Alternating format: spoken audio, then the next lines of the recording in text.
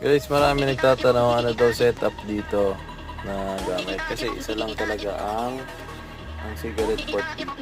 So, wala na sa likod, wala na sa kanya. So, itong ginawa ko, ito yung isa na hanap kong pinakamaganda na para sa akin as of now na multiplier ng cigarette. So, may 4 na slot siya plus meron pa siyang type C, quick charge, super charge like that, mga ganang USB.